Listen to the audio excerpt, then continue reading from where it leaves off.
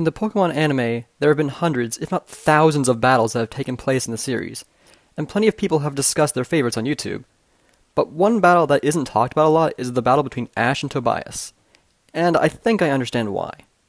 Tobias showed up at the start of the Sinnoh League using legendary Pokemon, and ultimately is the one who stopped Ash from being able to win. With how little characterization Tobias is given, coupled with the fact that he is given no backstory whatsoever, and has a clear advantage with the kind of Pokemon he uses, it makes the fact that he's a character created for the sole reason of keeping Ash from winning the league very apparent. As a result, many people end up not liking the fight as much, as it felt like it was a desperate attempt to keep Ash's journey going, and sours the epic fight because of it. While it has been several years since the episode first aired, I do vaguely remember being a tad upset when I saw the fight for the first time as well. However, as the years went by and I came to understand the fact that Ash may never be allowed to win, I was able to kind of accept Tobias' character more and separated my grievances with how underdeveloped he is from the fight that takes place. After that, I was able to appreciate just how amazing the fight is, and in an effort to show my love for it, I'm going to do an in-depth analysis of each part of the battle to show what it does well, while also pointing out the flaws, starting with Heracross. Heracross is a perfect choice to use against Tobias' Darkrai due to its typing and knowing the move Sleep Talk to counter Dark Void. He also knows Mega Horn, the strongest Bug-type move, and even learned Hyper Beam for this fight, giving him a great selection of powerful moves. One thing that confused me initially was the fact that Ash replaced Focus Punch with Horn Attack for this fight, but upon further analysis, it actually makes sense. Focus Punch is a move that requires the user to charge up before attacking, and since Ash has encountered a Darkrai before, he knows how fast and powerful it can be and, therefore, knows that he can't afford to give Tobias such a wide window of attack. And because Sleep Talk picks one of the 3 other moves a Pokemon knows at random, Ash needed to replace Focus Punch with Horn Attack so that regardless of which move Heracross used, it would be a move that hits fast without giving Darkrai a chance to dodge or counter. Plus, Mega Horn does more damage than Focus Punch in this instance due to the stab bonus, so ultimately it wasn't a huge loss. Unfortunately, Darkrai is able to survive the Mega Horn and takes him out with a single Dream Eater, simultaneously showing off his strength while also healing a large amount of the damage he just took. Torkoal is honestly the only Pokemon decision that doesn't make sense in universe. While he gets a pretty bad rap for his rather poor win-loss ratio, his battle against Brandon's Registeel is truly a sight to behold with how agile he was, and he nearly pulled out a victory. However, the better Fire-type pick is clearly Charizard, as he has more overall battle experience and even defeated Nolan's Articuno during the Battle Frontier. The only explanation I could think of for why Ash didn't choose him was that the amount of time it would take for Charizard to get to Oak's lab from the Charcific Valley in order to be transferred would take too long, and he, therefore, wouldn't be able to make it in time. However, in episode 463 titled Overjoyed, Ash makes a phone call early in the morning, and later that night, Charizard is seen flying in, and it's revealed that he called Liza in the Charcific Valley in order to send him so that they could fight Noland. In the anime, it's stated that Noland is near Cerulean City, and since we know that the Charcific Valley is between Violet City and Azalea Town, we can estimate that it's somewhere along Route 32. Given these points, we can see that Charizard was able to fly from the valley all the way to Cerulean City in less than a day, meaning he could fly to Pallet Town and get transported to Sinnoh in an even shorter time span. And since Ash was aware of Tobias since the end of the first day of the league, there was plenty of time for him to call Liza to send Charizard over in time for a battle.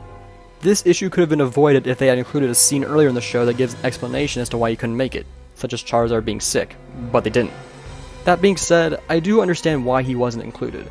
If Ash used Charizard, the fight would go on for about as long as Pikachu's, so roughly 3.5 minutes, meaning that the entire battle would either have to start very late into an episode and then finish up in the next one, or have it end during the first quarter of a second episode. Both of these options would ruin the pacing of the fight, as it would result in either a very lame start that teases viewers with the battle that they wanted to see, or ending it way too early in an episode to the point where the last 3 quarters left feel like padding. Sure, Charizard would almost certainly have allowed Ash to make it to Tobias' 3rd Pokemon, and I would have loved to have seen it in even more epic battles with Tobias. But I don't think it would be worth sacrificing the pacing and making certain portions of the fight feel less epic and entertaining as a result. Although, they probably could have made time if they'd got rid of every Team Rocket scene in the episode. Now the other question that fans have had is why Ash didn't choose Infernape instead, since he's both incredibly powerful and has fighting type moves that would give him an advantage against Darkrai. Many speculate that Infernape was too exhausted after his battle with Paul, and while that is certainly a possibility, I have 2 other reasons why he was picked. The first is that while Infernape is strong, Torkoal has experience fighting a legendary Pokemon, and I'm sure Ash wanted as many Pokemon with experience fighting legendaries as possible. The second reason is one that relates to the writer's reasoning. As I stated before, Torkoal nearly beat Registeel, putting him roughly around the same strength as Brandon's Regis, and possibly even on par with them given how much time has passed. This makes him the perfect measuring stick to gauge Darkrai's strength. Although it sucks to see, having Torkoal get taken down by only one move shows that Darkrai is more powerful than Brandon's Regis, and if Tobias has other Pokemon that are just as strong, it would make him the strongest trainer Ash has ever faced, and possibly the strongest trainer in the anime, making him even more intimidating than he already was. Gible seems like a very bad choice at first since he isn't even a fully evolved Pokemon. Plus, Ash could have used Glalie instead since it also provides coverage against Dragon types, and has more experience to boot. However, there is one thing that he has that earned him the spot on the team. Draco Meteor. Draco Meteor is an incredibly powerful Dragon type move, second only to Roar of Time, and is one of the most powerful moves in general. And with how wide of a radius that it covers, I think Ash was hoping that he'd be able to take out Darkrai in a barrage of incredibly powerful blows. Unfortunately, Darkrai is far more agile than Ash expected, and Gible goes down as easily as the rest.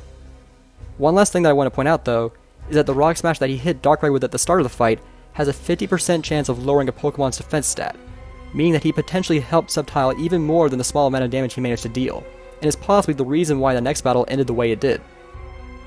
Now, Sceptile has had some impressive feats against other legendaries in the past, but each of them have had a small caveat to them. He faced off against a wild Deoxys, and he even managed to grab onto them while in speed form without even using Quick Attack. However, Deoxys was experiencing a lot of pain because of the meteorite nearby, and probably wasn't fighting as hard or moving as fast as he could. Sceptile also faced off against Brandon's Regirock and did pretty good, but Ash was possessed at the time and used a few underhanded tactics, like using the referee as a meat shield to get as far as he did. Plus, he was eventually taken down by just one Hyper Beam, so the fight might have ended earlier if they had been fighting fair. Sceptile's speed and experience are certainly impressive and do justify his place on this team, but this fight was his first real chance to prove just how good he is. Hoping his incredible speed would be enough, Ash starts out with a Quick Attack to both dodge the Ice Beam and to hopefully get a solid hit right off the bat. Unfortunately, Darkrai dodges with little effort, and while Ash tries to recover by retaliating with Leaf Storm, Darkrai's last second dodge already proved that he's faster, and therefore is able to hit him with an Ice Beam first. However, unlike every other Pokemon he's used thus far, Sceptile actually survives Darkrai's attack, and one with a type advantage at that. Considering how Ash's other Pokemon were taken down by moves that didn't even have an advantage against them, Sceptile's durability is quite impressive, and is an improvement over his battle with Regirock. But he's not done there. While he does get hit by Dark Void, through strength of will and his bond with Ash, Sceptile manages to wake himself up just before getting hit by Dream Eater, catching both Tobias and Darkrai completely off guard. Taking advantage of the situation, Sceptile uses Leaf Blade to finally take down Darkrai. This moment is great not only because Sceptile finally defeated a legendary, but also because Ash is the first person to ever beat Tobias' Darkrai. None of the gym leaders or any of the other league challengers was able to accomplish that. Of course, this victory doesn't solely belong to Sceptile. It's possible that Darkrai didn't recover all of his health after taking down Heracross, and Gible not only got a bit of damage in with this Rock Smash, he also potentially lowered Darkrai's defense and, therefore, could very well be the reason why Sceptile managed to take him out with only one Leaf Blade. Regardless, this battle forever cemented Sceptile as one of Ash's greatest Pokemon in the eyes of the fans, and is one of the most memorable parts of the fight. However, this moment of triumph wasn't to last.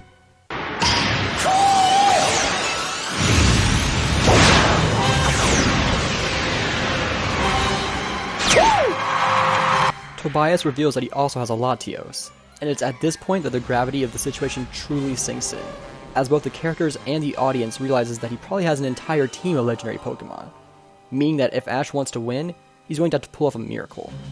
Unfortunately, Sceptile just didn't stand a chance here.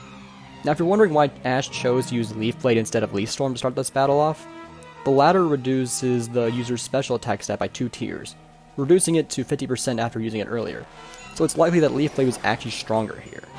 Either way, both attacks wouldn't be able to do much damage because of Latios' resistance to Grass-type moves, and since Ash made the first move, there wasn't really an opportunity for him to dodge the Giga Impact. Adding on to the damage he has sustained from Darkrai, Sceptile is ultimately defeated. Up next is Swellow, who is potentially the strongest of the birds that Ash has ever owned. Swellow was already incredibly strong as a Taillow when he first caught them, and they were a great asset to his Hoenn journey. In regards to experience, Swellow also had a brief exchange with the same Deoxys as Sceptile, but ultimately didn't last very long, so Swellow's experience with legendaries isn't as impressive as some of the others. However, Swellow's ability to provide air support still gives it a good reason for being on the team. Ash starts off with Quick Attack, attempting to gauge the difference in speed between them, as it's a very important factor when facing off against a Pokemon like Latios. Latios is able to easily dodge the attack, and they begin to chase each other through the skies. Now, knowing that Swellow isn't fast enough to catch Latios, I believe Ash specifically chooses to use Aerial Ace next because, if it works the same way as it does in the games, the move can't miss, meaning that Tobias wouldn't be able to evade. This can be supported by the fact that he sounds a tad worried before retaliating with Luster Purge, because if he could simply dodge the attack, there wouldn't be any reason for him to fret. Unfortunately, while Swellow is definitely a strong Pokemon, it still gets taken down in one hit. With Swellow's defeat, Ash is left with only one Pokemon left, and his downcast gaze shows that he's aware of the fact that he has absolutely no chance of winning anymore. It looks like Ash might actually give up, something that is very rare for him. But ultimately, he regains his resolve and, after flipping his hat around for the first time in nearly 4 years, he sends out Pikachu and declares that he will give his all to win, in spite of the fact that he has absolutely no chance of beating Tobias. Tobias vows to do the same, and the battle begins. Pikachu is incredibly powerful. He's been with Ash since the very beginning, giving him the largest amount of battle experience of any of his Pokemon. While he does seemingly have his power reset at the beginning of each region because of some event in order to actually give Ash a challenge, he always manages to regain that strength by the time the league rolls around. Yes, it's a strange plot device that the writers use, but I'm not here to talk about that. Now, in regards to Pikachu's greatest feat of strength in the show at that point, he had defeated Brandon's Regice in the Battle Frontier. And while that is impressive on its own, how he won makes it even more so. He took quite a beating throughout the fight and managed to keep going, showing off his stamina and durability. And after Regice used Rest to fully heal itself, Pikachu hit it with a single Volt Tackle and took it down. That's some ridiculous power. No wonder the writers nerf him at the start of each region. I don't think anyone actually was going to argue against Pikachu being here, but I felt like pointing out that it wasn't just because he's Ash's #1 partner. It's also because he's an absolute beast who can take a hit just as much as he can dish it out. Of course, Regice was more of an even match, whereas Latios has the Dragon typing, meaning he has a resistance to Pikachu's electric attacks. Plus, one of his biggest strengths is his incredible speed, so it won't be easy to dodge his attacks. But enough of that, let's get this final epic showdown underway. Ash starts off using Quick Attack, once again trying to establish the difference in speed, and surprisingly, it actually hits. While it was merely a glancing blow, the fact that he was able to hit him at all when no one else was able to do it is quite impressive. However, now that Latios is up to speed, Pikachu won't be able to keep up with him anymore, and since the only move that he knows that can do any significant damage is Iron Tail, he needs to force him to get in close. And it's for that very reason that Ash decides to use Volt Tackle next. To understand what I'm getting at, let's take a look at all of his options. If Ash wants to go Tobias into close quarters combat, he needs to make him feel like it's safe to do so. Thunderbolt obviously makes no sense because that would most likely encourage him to attack with a ranged attack of his own, which is the opposite of what he wants. Iron Tail's out of the question because it can actually do some damage, leaving only Quick Attack and Volt Tackle. Now, Volt Tackle might seem like a bad choice because it will deal recoil damage to Pikachu, but that, in my opinion, is why it's the best choice. Using a move that will cause him more damage if he loses the power struggle between the two of them makes Ash look desperate, and therefore, might make Tobias feel more inclined to go in for a direct assault. Plus, Quick Attack still does less damage than Volt Tackle, even with Latios' resistance, so it's a little more advantageous for Ash as well in the event that he actually is able to land a hit. After failing to overpower Latios' Giga Impact the first time, Tobias now feels inclined to do it again. Only this time, Ash is waiting to use Iron Tail at the right moment to get a clean shot. But Pikachu just can't match the power of Giga Impact. Now this may seem like a real stupid thing to do. Why didn't he just use the spin dodge technique to avoid taking damage at all? While that would work, it would ultimately be futile in the grand scheme of things. As Pikachu is spinning, he can't try and attack Latios on the side, or else the Giga Impact will send him flying. And if he tries to wait till he's made it completely behind Latios to attack him with Thunderbolt, he would already be long gone. This would simply result in Pikachu using up his stamina trying to dodge Latios' barrage of attacks until he finally collapses from exhaustion. The only way Ash has a hope of winning is to keep putting pressure on Tobias until he can find something that works. And sure enough, he does. As Latios dives down to hit Pikachu with a Luster Purge, Ash has the great idea to have him dodge and use the opportunity to jump onto Latios' back. Taking advantage of the situation, Ash has Pikachu use 2 consecutive Thunderbolts, to which Tobias responds by trying to shake him off and using Light Screen to reduce the damage taken. However, instead of trying to use Iron Tail instead, Ash continues to tell Pikachu to use Thunderbolt 3 more times before finally getting thrown off. Now at first, this decision didn't seem to make any sense. He could have done more damage with Iron Tail while the Light Screen was up, and he could have started using it since he got on Latios' back. However, after thinking about it, I realized that he probably couldn't. It's clear during Pikachu's entire time on Latios' back that he's using everything he's got just to hold on. meaning he might not actually have the strength to lift his tail high enough to even deal a decent hit. But even if he could, the force would almost certainly send him flying off, and at that point, Ash would have lost the only advantage that he had managed to gain throughout the entire fight. And you can be sure that Tobias won't allow him an opportunity like that again. Plus, Pikachu would probably be far too exhausted after holding on for dear life for so long that he most likely wouldn't even be able to dodge the next attack, meaning that his best option is to try and maintain his advantage and slowly chip away at his health. What follows next is truly a sight to behold. Pikachu, use Full Tackle!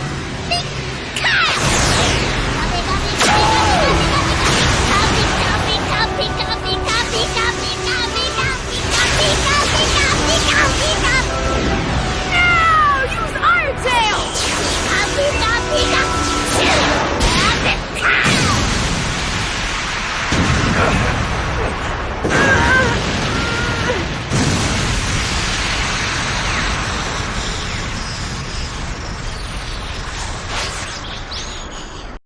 That was fucking awesome. I don't care what grievances you may have with Tobias' character, you can't deny how incredible that was. Pikachu using a Volt Tackle to run through a Luster Purge in mid-air in order to get close enough to land a solid Iron Tail right on Latios' face, and the combined force of all three moves resulting in an explosion so powerful that knocks out all the stadium's monitors is just so cool! After that incredible display, the smoke clears, and we see that the battle has resulted in a draw, making Tobias the victor. However, considering everything Ash managed to accomplish, I'd hardly consider it a total defeat. The two trainers thank each other for a battle well fought, and after achieving victory in the finals, Tobias is never seen again. This battle is amazing. With the exception of Charizard not being given a valid reason for not being on the team, and the incredibly lackluster characterization of Tobias, everything about the fight was well planned and thought out. Each of Ash's Pokemon was chosen for a specific reason. Nearly every single move that he chose had a valid reason behind it, with incredible animation to boot. The choreographers, storyboarders, and animators put all the stops here, and they deserve a lot of praise. One aspect I have yet to mention, however, is the music. The dub actually kept the Japanese soundtrack this time around, and throughout the episode, the pieces used for the fights is made up of music from the films Pokémon Heroes, Rise of Darkrai, and Giratina and the Sky Warrior, all of which have been composed by the original and still current composer of the anime's music, Shinji Miyazaki. The inclusion of such cinematic pieces adds to the daunting nature of facing a team of legendaries, as well as making the battle feel even more epic, while also making the fans feel nostalgic at the same time. It's really quite spectacular how it all works together, and he deserves just as much praise for all the effort he's put into composing for this series. Now I will admit, there were a few instances, such as my reasoning of Ash choosing Volt Tackle, where I didn't know with absolute certainty if that was in fact why he chose that move, or if there was any reason at all. I was merely making my best educated guess. However, that itself is another reason why I love this battle. Unlike most other battles in the show, there aren't a lot of interruptions in the middle of one of the fights to explain to the viewer what just happened that ruin the flow and pacing. There are moments where Team Rocket and Ash's friends talk about the fight, but they mostly occur in between the individual battles and not while they happen. Brock does briefly explain how Light Screen works in two instances, which was necessary since I don't think the move was used that often in the show, and it would have looked as if Pikachu was doing no damage at all. But other than that, it treats the viewer as if they're smart enough to figure out what's going on and why the trainers made the decisions they made on their own. As a result, the viewer has to pay more attention in order to pick up on everything, and it engages them mentally in a way that most other fights in the show never manage to match, if any at all. A few months ago, after analyzing the fight in my head and going to appreciate it more, I eventually rewatched it to see if I had forgotten something. As I watched it, while there were a few things I missed, I still felt the effects of understanding the episode on a much deeper and more fundamental level. I felt much more excited and invested than I ever did before, and in the final moments of the battle, I was absolutely hysterical. I was laughing with pure joy at the absurdly epic animation that was taking place before me, and after Pikachu landed the final blow, I felt a single tear slide down my face. After recently rewatching it in Japanese to see if there were any differences, while I didn't become really hysterical, I still felt tears well up in my eyes, and once again had a single tear run down my cheek at the end. It sounds ridiculous, I know. The idea that a Pokemon battle would bring someone tears of joy seems silly. I was caught off guard myself because I had seen it several times before and didn't have as emotional of a reaction. However, through my newfound appreciation for the deeper aspects of this episode, I've come to love it so much that my incredibly few issues with the fight just melt away, and I'm so overwhelmed by joy and excitement that I just can't help myself. I just love it so much. Of course, I imagine there will still be people who don't agree with me and find the fact that Ash wasn't allowed to win to be too much of a negative for them to truly enjoy this battle. And I suppose they don't really have anything to worry about, since the online backlash against this episode will most likely make it to where Tobias will never return to the show again. But imagine if he did. It would give the writers the chance to give him proper characterization and a backstory to make up for the mistakes they made here, combined with the improved animation and more fluid choreography of modern Pokemon episodes, and you have a recipe for one of the greatest fights in the entire show. Tobias would make a great final challenge for Ash once his journey comes to an end. But that's only if those in charge will allow him to win. With Tobias potentially being the strongest trainer in the show, having Ash beat him would have to be the end for him. There wouldn't be a new goal for him to really strive for that could top that. And since the creators of the show have gone on record saying that they believe that the show will end once Ash wins, it's unlikely that this may ever happen. It's a shame that I may never see a new battle between Ash and Tobias, but at the very least, I'll always have this one to come back to. Thank you so much for watching. This video idea has been in my head for, I think, about almost a year at this point, probably even more, if I'm being honest. It's something that I've been really looking forward to, and I'm just so glad that I finally got it out there. If you notice, my upload schedule has actually been more consistent recently, and my goal right now is to upload a new video each month until I run out of my current ideas. So far, I've managed to keep up with that. This one, I've barely made it, but hopefully I can do better, especially during the summer when I don't have school to worry about. For this channel, my goal is really just kind of make anything that I personally am passionate about or am interested in. So if that's your thing, then I hope you stick around. Again, thank you so much for watching, and I hope to see you whenever and whatever I make next.